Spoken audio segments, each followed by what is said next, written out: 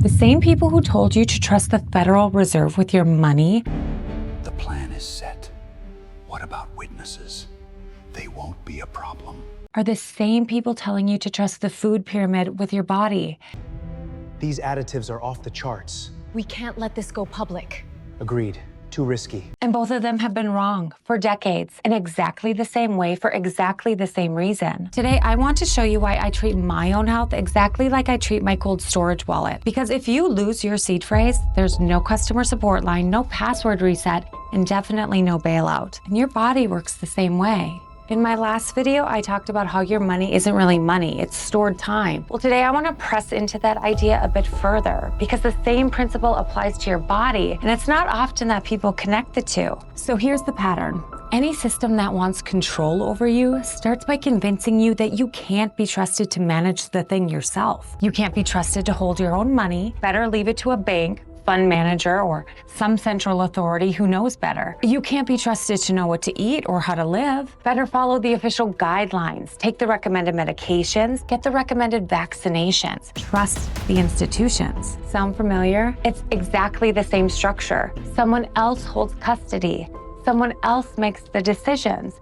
And you're told that it's for your own good. And in both cases, money and health, the entity holding custody profits enormously from you staying dependent on them. In Bitcoin, we have a saying, not your keys, not your coins. If you don't hold your own private keys, you don't actually own your Bitcoin. Someone else does. And they can freeze it, seize it, and dilute it away. You know the line by now. Even BlackRock isn't fully immune to this. When people started questioning whether Coinbase, the company actually holding their Bitcoin, was backing it one-to-one, BlackRock had to force faster, verifiable withdrawals to prove it. I think the exact same principle applies to your body. If you don't hold custody over your own health decisions, your food, your sleep, your movement, somebody else does. A food company, a pharmaceutical company, an insurance company, and they profit whether you get better or not.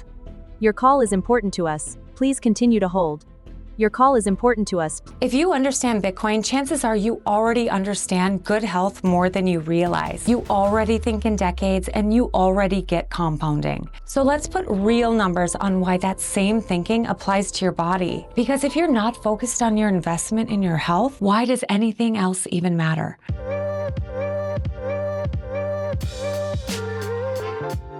Think about sleep the same way you'd think about compounding interest. Every night of real quality sleep is a deposit. Your body repairs, your brain consolidates memory, and your hormones reset. Now, don't get me wrong. Sometimes life just happens. A solid 8 hours uninterrupted can feel impossible at times. I get it. You're looking at a mom who co-slept with her second child, thinking it would be so easy to transition to the crib. Well, let me tell you, we're 14 months in now, and there have been very few nights of sleeping through the night. That's real debt, and I feel it every single day. But that's exactly why I protect the other levers even harder. Because here's what the framework looks like, whether the disruption is a newborn or late night scrolling on your phone. Skip that deposit even one night, and you're not just tired the next day. You're pulling from principal. You're borrowing against tomorrow's energy, tomorrow's focus, tomorrow's decisions. And loans come with interest. So one bad night isn't just one day's problem. It's 2 or 3 days of a foggier, worser version of you until that debt gets paid back down. The research backs this up. It takes about 3 days for your sleep metrics to fully return to baseline after one bad night. And some cognitive functions, like memory, can take even longer to bounce back. Now think about food in the same way. Every meal is either an investment in your future output or a withdrawal against it. Now, don't get me wrong. One indulgence isn't going to sink you. Just like a single purchase doesn't bankrupt somebody with a healthy balance. But as a daily habit, ultra-processed food is inflation for your body. A withdrawal so slow, you don't even feel it happening. You don't notice it that first day. You notice it into year 3. The energy's gone, the focus is gone, and you can't figure out why you're running at half capacity. Here are the receipts. A bank pays you next to nothing to keep your money in the bank instead of you taking custody. Big food, it creates your next craving instead of your next meal. And healthcare, well, a cured patient is a lost customer. So a lot of it is built to manage you, not fix you. The CDC's own numbers show 90% of the nation's $5.3 trillion in annual healthcare spending goes towards people living with chronic conditions. It's not a conspiracy theory. It's it's just incentives. Look at what a company gets paid to do and you'll understand what it's actually optimized to produce. A savings account pays you next to nothing, so they can lend your money out for way more. The spread is their profit, not your growth. A lot of processed food is optimized to make you crave more, not fuel or satiate you. Neither system is rooting against you personally. We'll choose to be gracious today. They're just built in a way where your dependency is the business model. So here's the sovereignty audit I run on anything: my money, my food, my media, even healthcare. Before I hand over control of a decision to someone else, I always ask one question: does this system profit more if I stay dependent